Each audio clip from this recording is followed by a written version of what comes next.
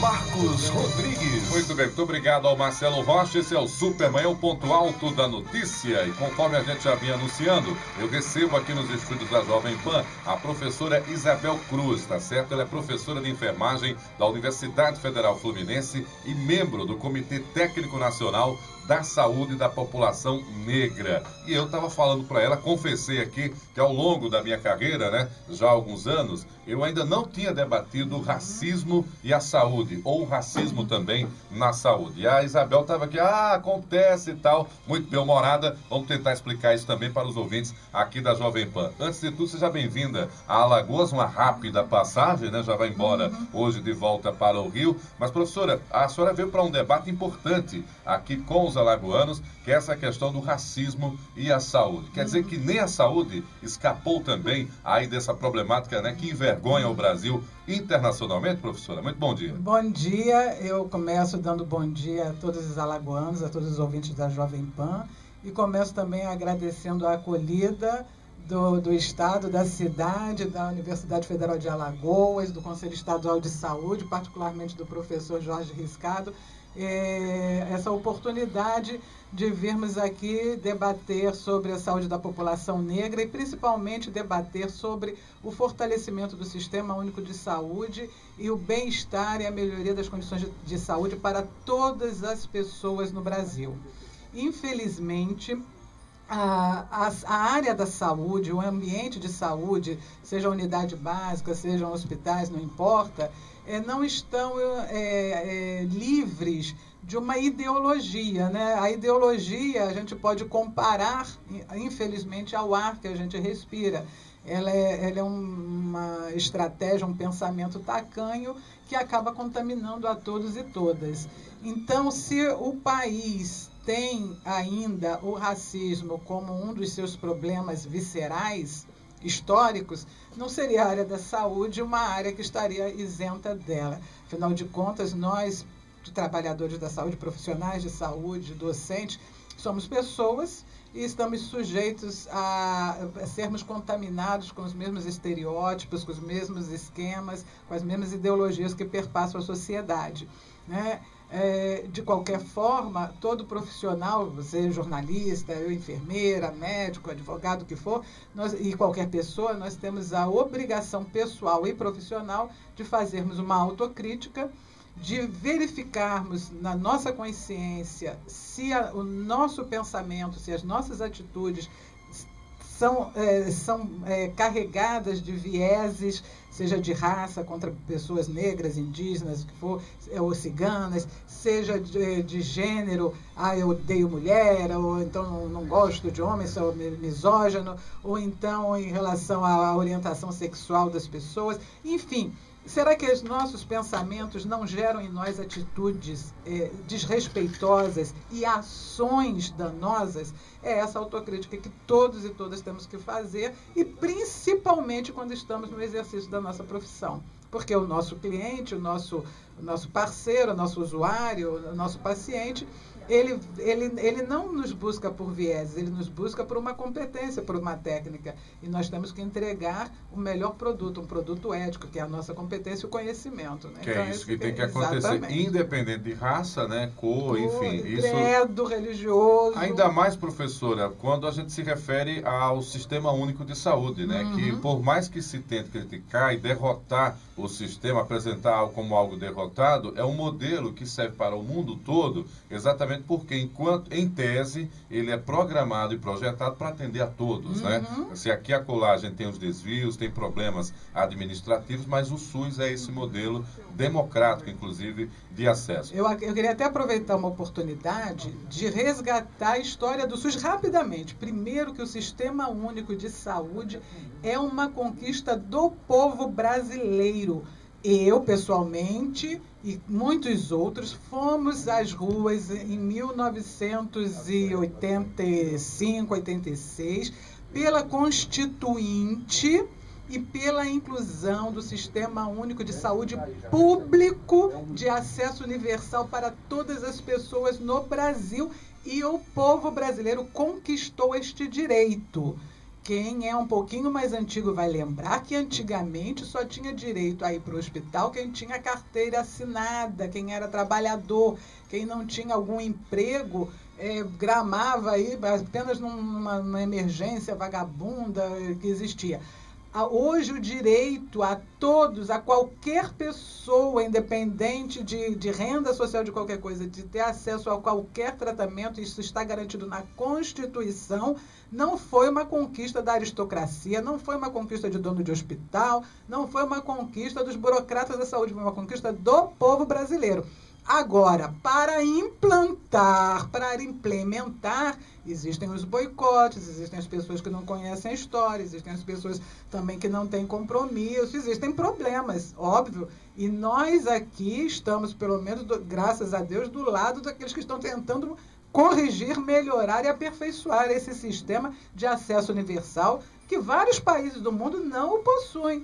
Os Estados Unidos, todo mundo, se você não tiver dinheiro para pagar a saúde, você morre na porta do hospital sangrando e ninguém vai lhe socorrer. Agora não, com o Obamacare, você tem que pagar o plano, mas tem um plano classe Z.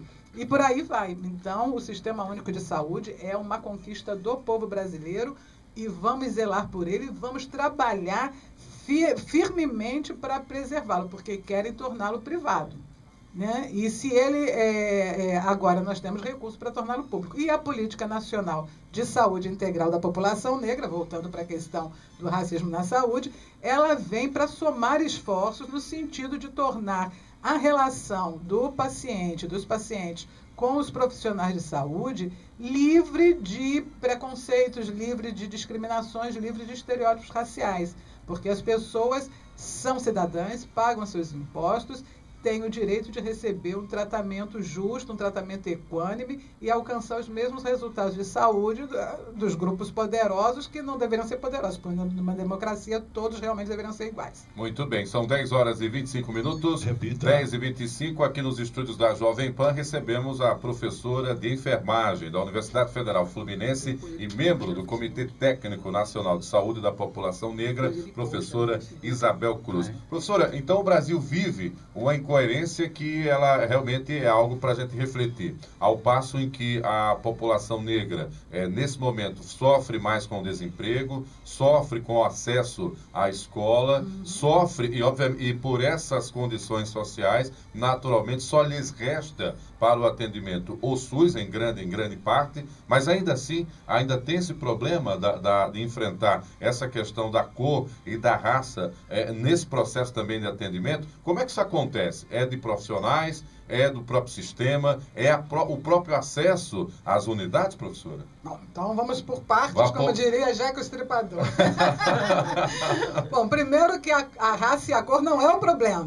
O problema é o racismo, o problema é a discriminação. É uma grande honra sermos pretos, pardos, negros, né, oriundos, ainda que tenhamos chegado aqui escravizados, mas chegamos aqui porque tínhamos muita competência e orivesaria, éramos e somos muito competentes e construímos esse país, essa potência econômica, só que não degustamos dos privilégios que foram construídos. Na hora de repartir, né, professora? Excluíram todos. Exatamente. E para justificar as exclusões se criam os estereótipos, né?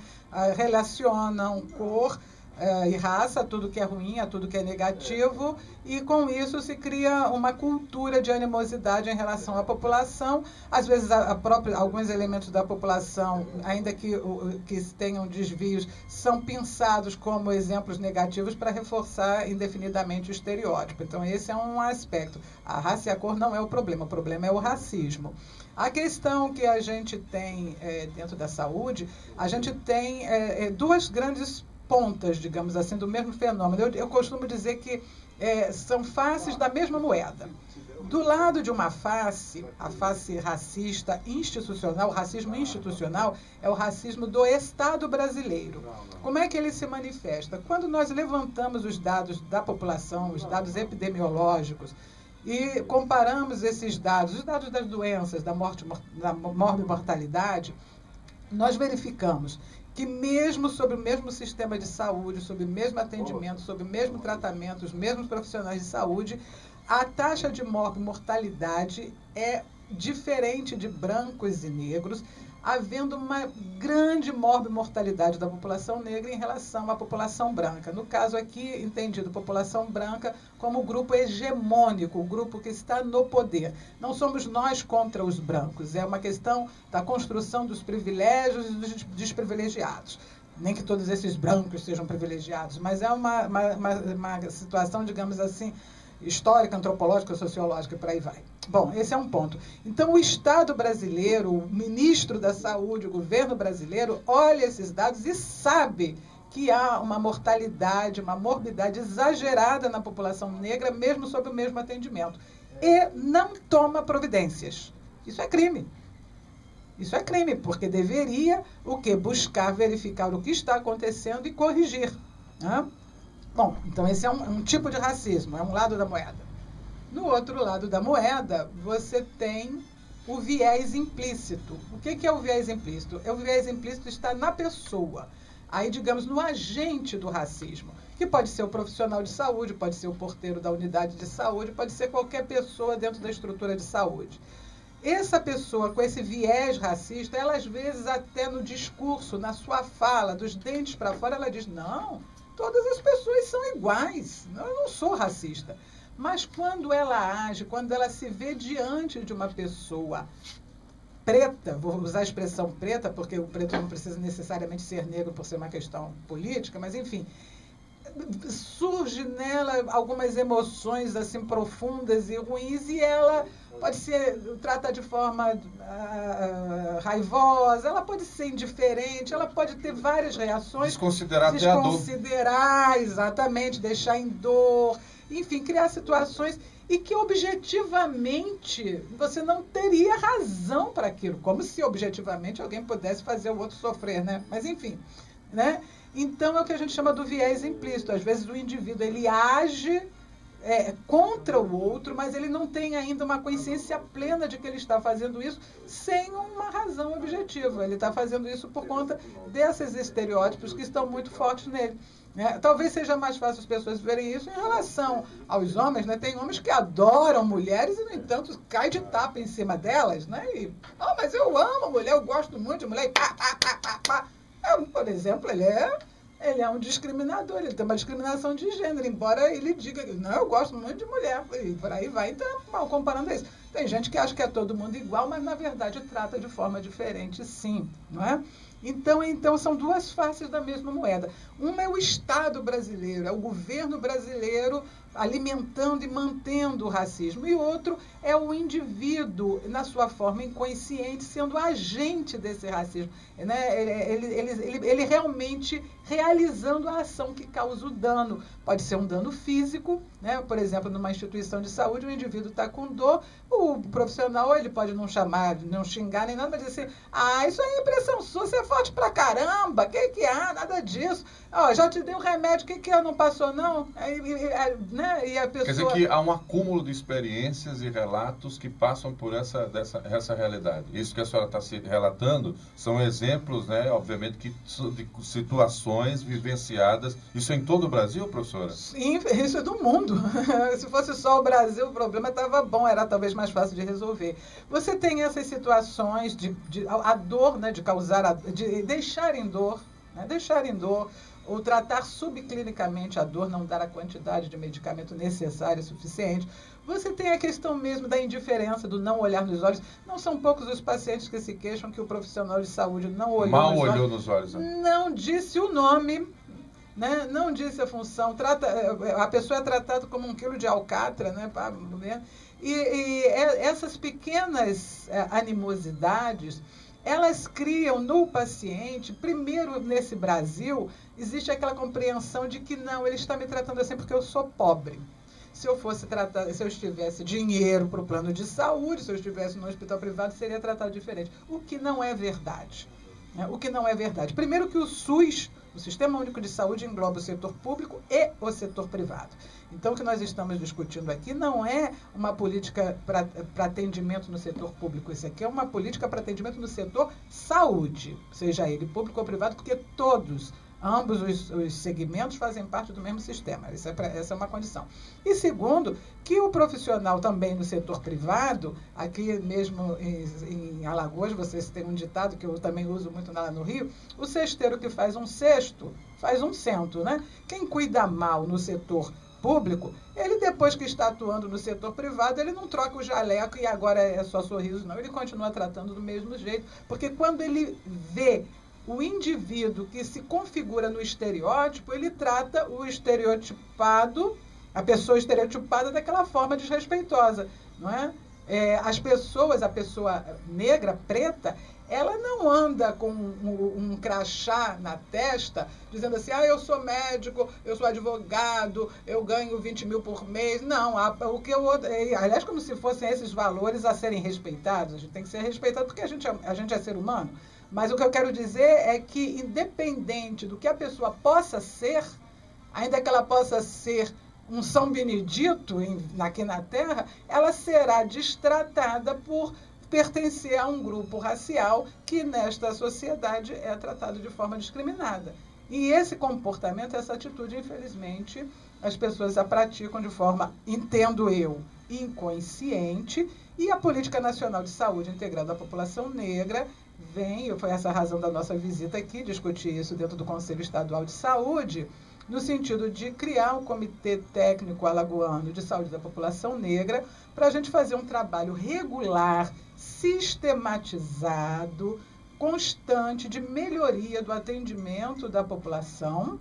Conscientizando os profissionais para esse atendimento. Conscientizando os profissionais sobre essa questão e trabalhando com eles ferramentas, técnicas, competências para melhorar a relação interpessoal com os seus pacientes e, além disso, também trabalhar as questões próprias da mortalidade, da morbidade elevada na população negra.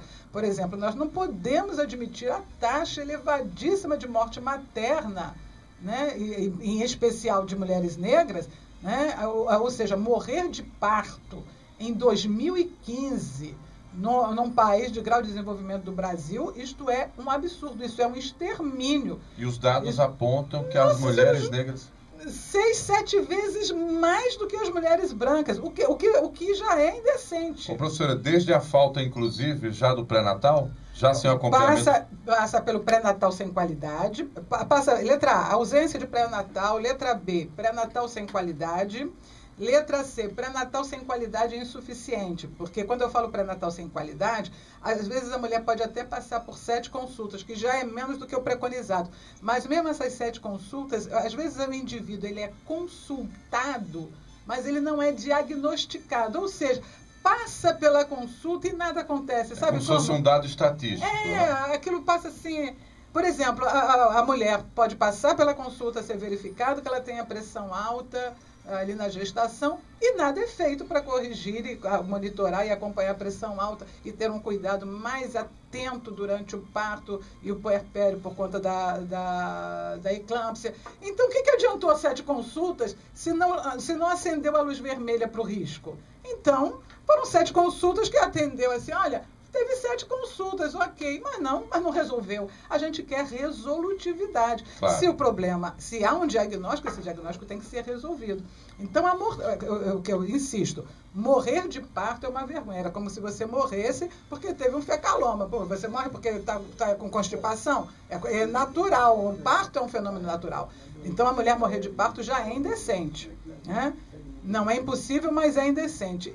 E ainda haver as diferenças mostra que há algum viés em relação a ela ser mulher e ela ser mulher negra. Não são poucos os estereótipos que associam a mulher negra à mulher que gera potenciais trombadinhas e por aí vai. Com esse estereótipo na cabeça, ela realmente é deixada a própria má sorte dela a morrer à míngua e geralmente ainda morrer o concepto, morrer o feto, ou então a família ficar cada vez mais pobre. É um debate realmente muito complexo e que, obviamente, a sociedade... Você pode fazer uma série, que a tal? Sociedade brasileira... Volte aqui, professora. Ou então fique logo mais tempo, Não, mas né? Nós temos colegas aqui em Alagoas... Que vão dar sequência a esse debate, podem e devem dar sequência, tem plena... Nossa, mãe... E eu quero colocar a Jovem Pan à disposição condução desse debate, porque eu estou aprendendo aqui com a sua fala, obviamente, quer dizer, aparentemente, né, em função da nossa formação, inclusive a própria universidade trabalha muito isso, para você ter acesso a todas as informações, independente de origem, de questões que limitem, né, por conta de sexualidade, ou religião, ou principalmente a cor, mas, quer dizer, são dores e são olhares que a gente passa despercebido. E eu acho que a mídia tem que fazer essa aproximação, e no rádio, a gente está atingindo agora, possivelmente também, essa população negra, que talvez não se perceba dessa maneira. Sim, sim. E agora está se identificando com a sua fala, poxa, quer dizer que daquela vez que ele não me olhou, ele não me olhou nos olhos, por eu ser negro, ou por eu ser pobre também. Sim, sim. Então, quer dizer, eu acho que é um debate que a gente precisa aprofundar, e o rádio tem que assumir esse papel, consequentemente. O rádio é o melhor veículo Então conte com a gente, ou ligando, ou indicando as pessoas aqui de Alagoas para falar também sobre esse tema. Eu não posso encerrar essa entrevista, professora, sem abordar uma questão importante que também é muito criticada ainda no Brasil, que é a questão das cotas para o acesso dos negros ao ensino superior. Médio, né, em alguns casos, mas principalmente o ensino superior. Em vários setores. Em vários setores. A formação hoje de profissionais negros, tá, que se identificam e se reconhecem como negros, também na área de saúde, se ampliou.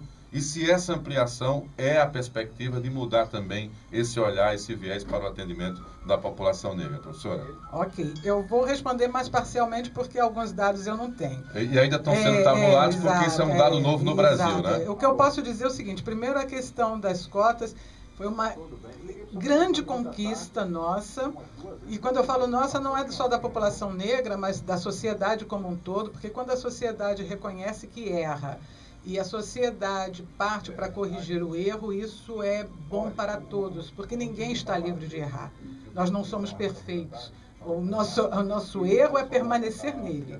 E a nossa virtude está em corrigir os erros. Então, as cotas, obviamente que não são perfeitas, mas é um reconhecimento da sociedade brasileira, e com isso ganhamos todos.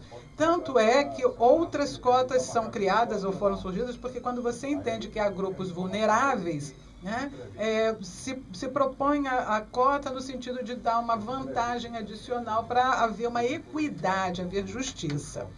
Um outro aspecto, agora pegando a situação específica das universidades e tendo em vista o alcance do rádio, eu digo aqui para todos e todas que estão me ouvindo, só existe uma coisa que quebra a roda da pobreza, se chama educação. Só isso. Não é ganhar na loteria, não é ganhar no bicho, não é nada, não é casamento bom para mulheres, nada. Só existe uma coisa que quebra a roda da pobreza. Não é nem Bolsa Família, porque o governo pode tirar a qualquer momento. Se chama educação. É a educação que quebra a roda da pobreza. E quando nós conquistamos as cotas para as universidades públicas, que são financiadas com o imposto da cesta básica, porque a cesta básica, a pessoa mais pobre, a família mais pobre, quando só compra a cesta básica, dá 30% do valor daquela cesta básica para os governos municipais, estaduais e federais de impostos. O açúcar tem imposto, o arroz tem imposto, o feijão tem imposto. Esse imposto vai para as universidades públicas, que eram frequentadas para aqueles que eram da classe A, B. Não está proibido, óbvio, mas os menos favorecidos, quando foram bater a porta, não, tem que ter mérito. Me poupe. Né? A gente já teve lei do boi, filho de fazendeiro podia entrar no curso veterinário porque era filho de fazendeiro. Então, naquela época, aquilo era indecente? Não. As cotas foram uma conquista fantástica, inclusive uma conquista que mostra para homens, mulheres, pessoas portadoras de deficiências, enfim, o que for, que quando nós pagamos os impostos, a divisão do bolo tem que ser equânime. É isso que a cota ensina. E no caso da cota na área de educação, ela vem para dizer o seguinte: olha, para você sair do buraco, realmente tem o racismo, tem o sexismo, tem 1000 discriminações, tem. Estude, aproveite a oportunidade porque a melhor vingança é ser independente e autônomo. Muito bom. E com saúde. E o melhor ainda, e ter bom humor, né, professora? Obrigado pela sua presença. Volte quantas vezes considerar necessário. Será um prazer. O rádio é o único instrumento que nos possibilita também, pelo telefone, ter essa qualidade de diálogo. Se achar necessário, é só combinar. Foi um prazer conhecê-la. Eu conversei com a professora Isabel Cruz, ela que é professora de enfermagem da Universidade Federal Fluminense e membro do Comitê Técnico Nacional de Saúde da População Negra. Esse debate, essa conversa, não se encerra aqui, até porque o problema não vai mudar apenas com uma entrevista ou com a sua visita, né, ao estado de Alagoas. Então, todos os passos dados daqui para frente, a Jovem Pan, claro, gostaria de estar acompanhando, será um prazer. Boa viagem, professora. Muito obrigada, eu agradeço antecipado esse apoio da Jovem Pan. Então, eu entendo que agora os próprios ouvintes da Jovem Pan podem monitorar a criação do Comitê Técnico Estadual de Saúde da População Negra aqui no estado das Alagoas, para nós melhorarmos o nosso SUS e termos saúde, bem-estar, podermos criar nossos filhos e cuidar dos nossos idosos com toda a dignidade que nós temos direito e merecemos. Muito bom. Sintam-se beijados e abraçados. Prazer conhecer e prazer rever também o professor Jorge Riscado, que está bem difícil fisicamente, desde que ele filma ali. E eu vou colocar a nossa entrevista nas redes sociais para repercutir também, quem sabe, nacional e internacionalmente, né? Queira Deus. São 10 horas e 44 minutos. Repita. 10 e 44. Eu conversei com a professora Isabel Cruz, ela que é professora da Federal Fluminense lá do Rio de Janeiro. E agora eu vou para as ruas da cidade, porque o Marcelo Rocha já está me acionando. É para lá que eu vou.